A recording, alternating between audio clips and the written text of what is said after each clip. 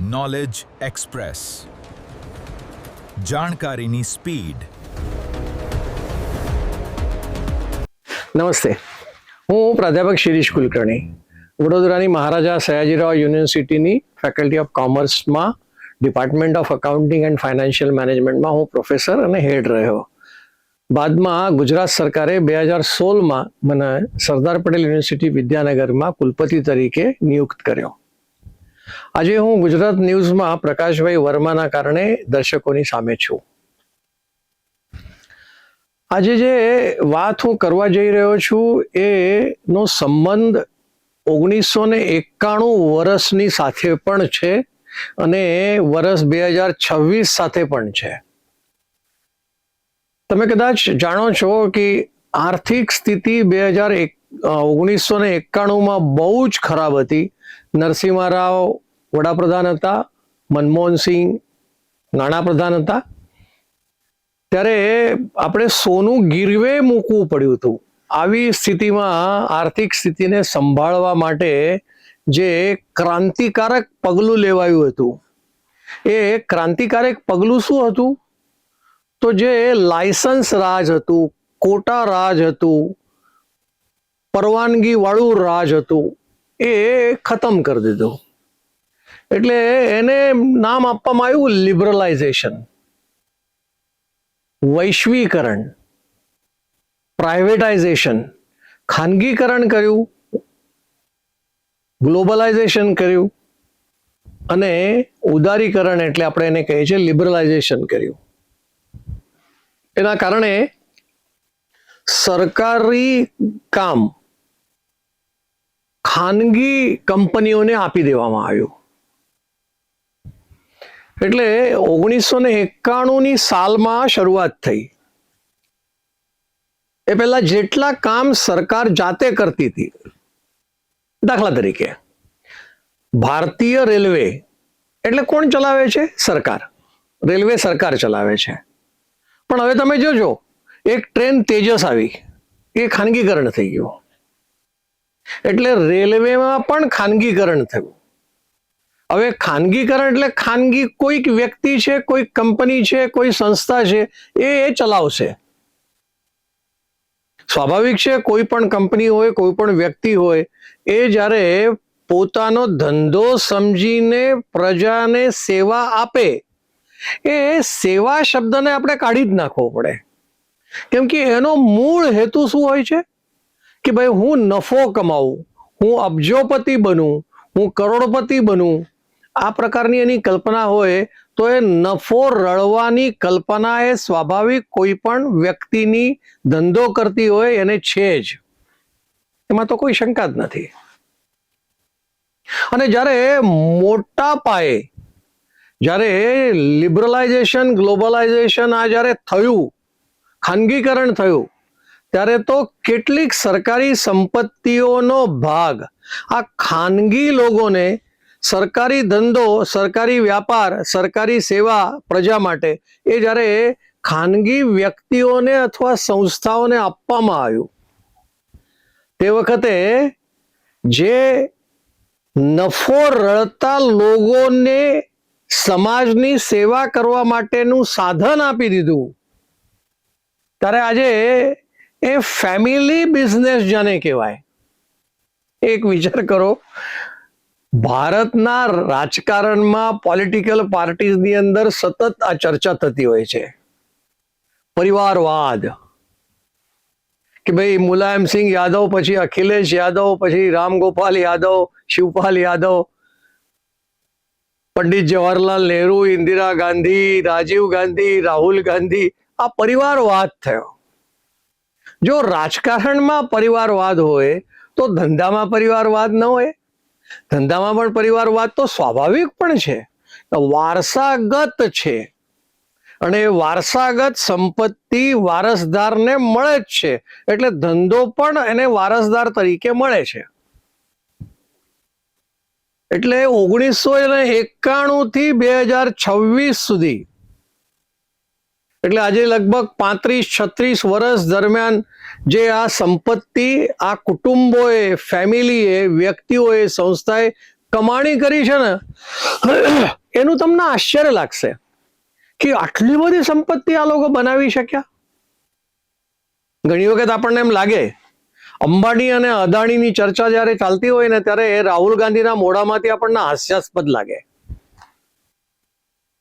એ આજના વડાપ્રધાન માનનીય નરેન્દ્ર મોદી ઉપર આક્ષેપ કરે છે કે ભાઈ અંબાણી અને અદાણી જ આ સરકાર છે, એમને જ મોટા બનાવ્યા છે.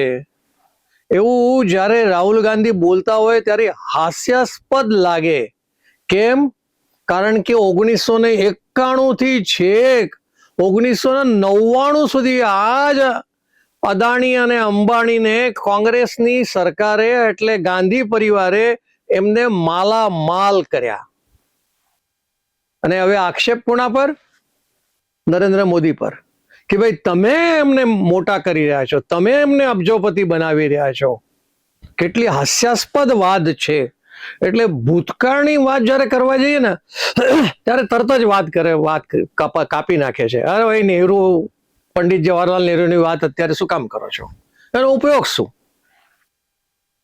વાત તો સાચી છે, પણ એક વખત કેટલા આ અરબોપતિ અબજોપતિ બનાવવામાં આવ્યા છે એના આંકડા હું તમારી સામે આજે મૂકવા જઈ રહ્યો છું. અને એનો સોર્સ છે કેપિટલ લાઇન નામની એક કંપની છે, એને આ ડેટા આપ્યો છે.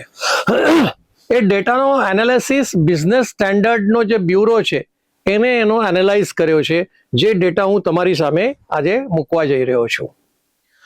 આમાં પહેલી 10 આવી ફેમિલી કે જે ફેમિલી બિઝનેસ આ સરકારી કંપનીઓ અથવા સરકારી સંપત્તિઓના આધાર પર એમને આગળ વધાર્યું છે એ સમજવા જેવું છે, જેને આપણે ઉદારીકરણ કહીએ છીએ.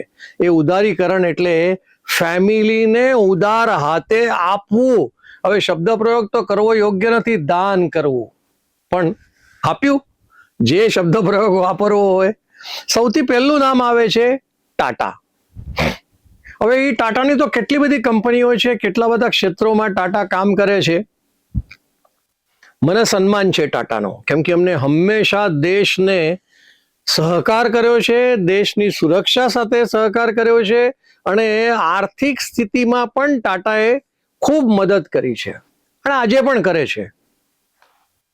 એ ટાટાની સંપત્તિ 1991 10,000 કરોડ જ હતી. 10,000 કરોડ. જે સંપત્તિ 2026 13.17 લાખ કરોડ, જોજો હું જે બોલી રહ્યો છું એ 10,000 કરોડમાંથી 13.17 લાખ કરોડ સંપત્તિ 2026 ટાટાની થઈ ગઈ. એનો જો આપણે CAGR એટલે એ ગ્રોથ રેટ છે, એ ગ્રોથ રેટ જે છે એ 15 પોઈન્ટ સમથિંગ આટલો ગ્રોથ રેટ વાર્ષિક આપણને દેખાય છે. પછી સીધો વાત અંબાણીનો.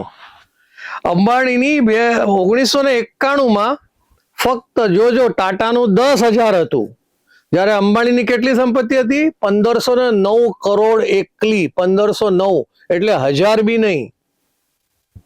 ટાટાની તો 10,000 હતી.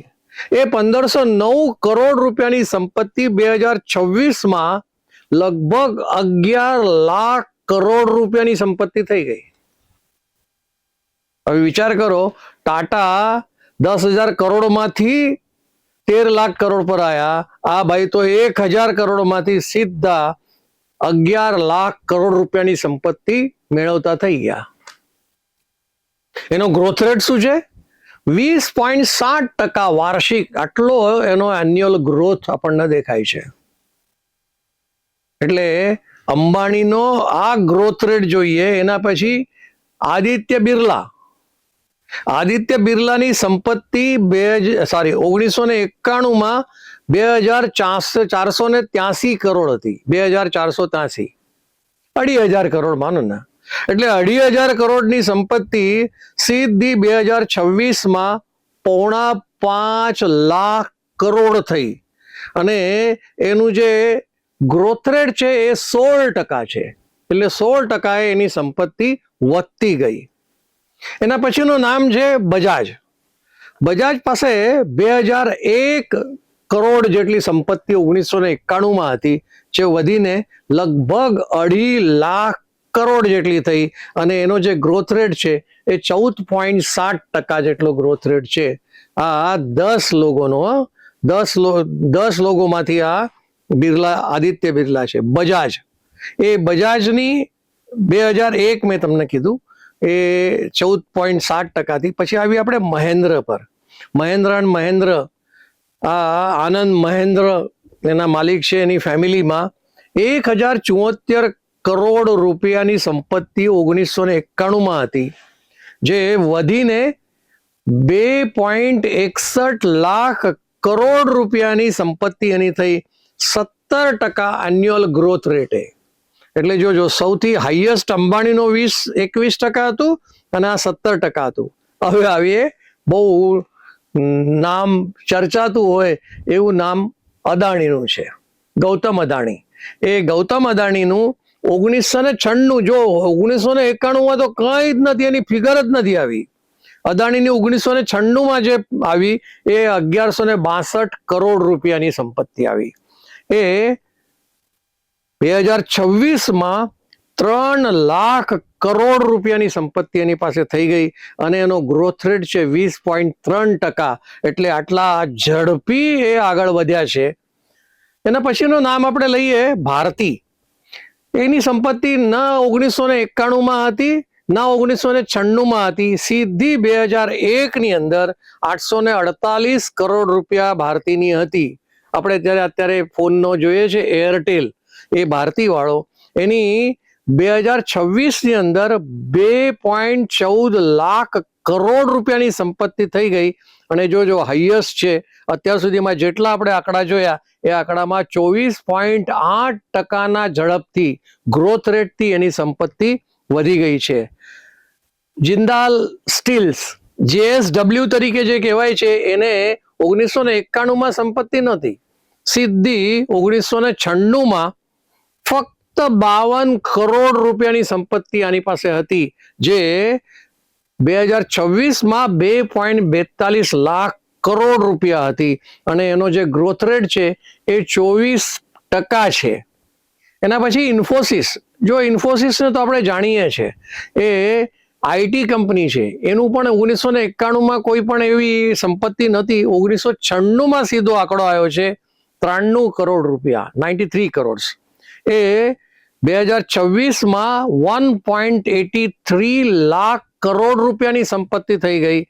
પણ જો હાઈએસ્ટ જો ગ્રોથ રેટ હોય તો આ ઇન્ફોસિસનો છે, 28.7%ના ગ્રોથ રેટ વાર્ષિક એ પોતાની સંપત્તિ બનાવી ચૂક્યા છે. એટલે આવી રીતે જે 10 નામ છે, એ 10 નામમાં અદાણી અને અંબાણી આ બંનેના જે સંપત્તિનો વિકાસ કહો કે વૃદ્ધિ કહો, એ ખૂબ અધિક દરથી વધી છે એવું આપણને દેખાય છે. એની સાથે એક વસ્તુ જોઈએ કે આ લોકો 1991 જે પ્રકારે એમને સરકારી ક્ષેત્રો સરકારે આપી દીધા, એટલે ઉદારીકરણ કર્યું અથવા ખાનગીકરણ કરાયું. એ ખાનગીકરણમાં કયા કયા ક્ષેત્રો કયા વર્ષે અને કોણે અપાયું એના નામ હું તમારી સામે મૂકું છું. સૌથી પહેલું આવ્યું છે ક્રૂડ ઓઇલ રિફાઇન કરવાનું, કાચું તેલ, એમાં પેટ્રોલ ડીઝલ બનાવવાનું. એ 1991 ખાનગીકરણ થયું અને એ મળ્યું છે અંબાણીને. એ હમણાં થોડી વાર પહેલા આપણે જોયું કે અંબાણી 20%ના ગ્રોથ રેટે આગળ વધ્યા છે. એવી રીતે પાવર જનરેશન, એટલે વીજળી ઉત્પન્ન કરવાની, એ પછી હાઇડ્રો હોય અથવા તો થર્મલ હોય અથવા વીજળી પવનથી ઉપજાતી હોય, અથવા હવે તો સોલર એનર્જીમાં પણ બહુ આગળ વધ્યું છે. એ 1991 જોજો, અદાણીનું નામ રાહુલ ગાંધી વારંવાર કહે છે, ત્યારે તો નરેન્દ્ર મોદી હતા જ નહીં, રાજકારણમાં નહોતા. એ અદાણીને તે વખતે કોંગ્રેસની સરકારે અદાણી અને જિંદાલ સ્ટીલ વાળાને આ પાવર જનરેશન, વીજળી ઉત્પાદન કરવાનું કામ અદાણીને આપ્યું હતું. એવી રીતે સ્ટીલના વિષયમાં એ બી ખાનગીકરણ 1991 થયું, જે જિંદાલને આપ્યું પછી નોન ફેરસ એટલે કોપર હોઈ શકે અથવા તો બીજું કોઈ મેટલ છે. એ મેટલ 1992માં અનિલ અગ્રવાલ અને આદિત્ય બિરલા આ લોકોને સોંપી દેવામાં આવ્યું. ફરીથી જોજો, કોલ ઇમ્પોર્ટ એટલે કોળસો જો વિદેશમાંથી મંગાવવાનો હોય અને ભારતમાં એનો જો વ્યાપાર કરવાનો હોય તો 1993માં ફરીથી કહું છું અદાણીને આપ્યું. એટલે અદાણીને પુષ્કળ ફાયદો કોંગ્રેસ સરકારે કર્યો છે, પણ અત્યારે નરેન્દ્ર મોદીના નામે માછલા ધોતા જ રહે છે. ટેલિકોમ્યુનિકેશન 1994માં ભારતી અને ફરીથી અંબાણીને સોંપી દેવામાં આવ્યું. અત્યારે જે મોબાઈલ ફોન જોઈએ છે, લેન્ડલાઇન જોઈએ છે, એ બધામાં અંબાણી અને ભારતીવાળા અંદર આવ્યા 1994માં.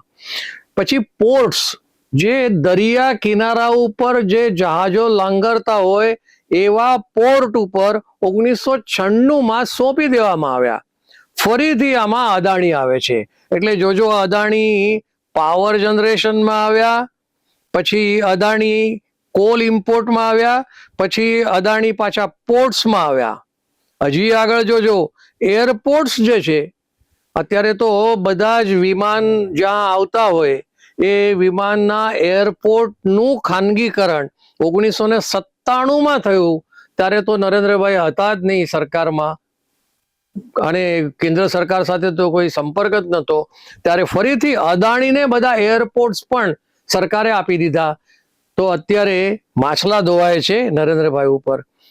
જોજો, પાવર જનરેશન આ એક વિષય છે બિઝનેસનો, અને પાવર ટ્રાન્સમિશન એટલે એક જગ્યા પર વીજળીનું ઉત્પાદન થયું અને બીજી જગ્યા પર એટલે ઘેર ઘેર વીજળી પહોંચાડવાનું જે છે એને ટ્રાન્સમિશન કહેવાય. એ ટ્રાન્સમિશન 1998માં ફરીથી અદાણીને આપ્યું.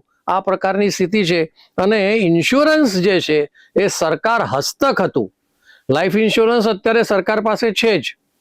એવી રીતે જે બાકીનો હેલ્થ ઇન્સ્યોરન્સ વાળો વિષય છે એ બી સરકાર પાસે હતી. સરકારની 4 કંપનીઓ સંભાળતી હતી. લાઈફનું પણ સરકાર સંભાળતી હતી. ધીમે રહીને આ બજાજ અને આદિત્ય બિરલાને સોંપી દેવામાં આવ્યું. આવી સ્થિતિ આજે આપણને દેખાય છે. એટલે કોઈ પણ ફેમિલી ઇકોનોમી, ભારતની ઇકોનોમી આપણે એમ કહીએ કે ભાઈ ભારતની ઇકોનોમી હવે 3જા સ્થાન પર વિશ્વમાં જઈ રહી છે, એવું જ્યારે આપણે વારંવાર કહેતા હોઈએ છીએ કે આપણો આર્થિક વિકાસ કેટલો બધો થયો છે, પણ જ્યારે હું ફરી કહું છું 3જા નંબર પર બિલિયોનર્સ જે છે ફેમિલી, એ બિલિયોનર્સ ફેમિલી આ 3જા નંબર પર વિશ્વમાં ભારતનું છે. પણ ભાઈ સામાન્ય વ્યક્તિ, સમાજમાં રહેતા લોકોની એમની સ્થિતિ શું છે? જો વિશ્વમાં એનો ક્રમાંક જોવામાં આવે ને તો વિશ્વના ક્રમાંકમાં આપણો 152મો ક્રમાંક આવે છે કે પર કેપિટા ઇન્કમ. હર વ્યક્તિની પાસે કેટલા પૈસા છે એવું જો જોઈએ તો આપણો ક્રમાંક 152માં આવે છે. એવી સ્થિતિ છે. એટલે ગરીબો વધુ ગરીબો થયા અને શ્રીમંતો, સંપત્તિ મેળવનારા, સંપત્તિ ધારકો, એની સંખ્યા ધીરે ધીરે વધી ગઈ. એની સંખ્યા પણ મેં તમને કીધી, અબજોપતિ એટલે લાખ કરોડ અબજોપતિ બની ગયેલી આ 10 ફેમિલીઓ છે. એ ફેમિલીઓ પાસે ભારતનું આખું અર્થતંત્ર છે, જેની અંદર આપણે જોયું છે કે પાવર જનરેશન છે, ક્રૂડ ઓઇલ છે. જામનગરમાં આપણે જાણીએ છીએ, વડોદરાની IPCL આપણે કહેતા હતા એ સરકારની હતી, એ પાછી આપણે આપી દીધી અંબાણીને. જામનગરમાં પણ રિફાઇનરી છે. એટલે ક્રૂડ ઓઇલનો આટલો મોટો બિઝનેસ, એ બિઝનેસ સરકારે પ્રાઇવેટમાં, ખાનગીકરણમાં આપી દીધું છે. એટલે આ બધા જ લોકો આ રીતે ધીરે ધીરે અબજોપતિ થયા. પોતાના ઘરમાંથી વિમાન ઉડીને જામનગર જાય વિમાન. આ પ્રકારની પરિસ્થિતિ, વિમાન કહેવાના બદલે હેલિકોપ્ટર કહી શકીએ, પણ પોતાના ખાનગી વિમાનમાં ઉડીને એ લોકો ત્યાં જાય છે.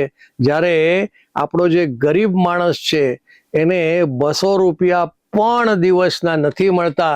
એવી સ્થિતિ જ્યારે આપણે ઊભી કરી છે, ત્યારે આ ઉદારીકરણને કેટલું યોગ્ય ઠેરવવું? કદાચ હા 1991માં જે પરિસ્થિતિ થઈ હતી એ પરિસ્થિતિના કારણે આ થયું છે એ સાચું માનીને પણ પછી અને ક્યાંક ને ક્યાંક નિયંત્રિત કરવું જોઈએ, જેથી દેશની સંપત્તિ, રાષ્ટ્રની આવક એ બધાની વચ્ચે ક્યાંક ને ક્યાંક થોડા ઘણે અંશે પણ કેમ નહીં સરખી પહોંચવી જોઈએ, તેથી ગરીબ વધારે ગરીબ ન થાય એની કાળજી આપણે કરવી જોઈએ એવું મને લાગે છે. એવું કહીને આજે મારી વાણીને હું વિરામ આપું છું. આભાર. Knowledge express. જાણકારીની સ્પીડ.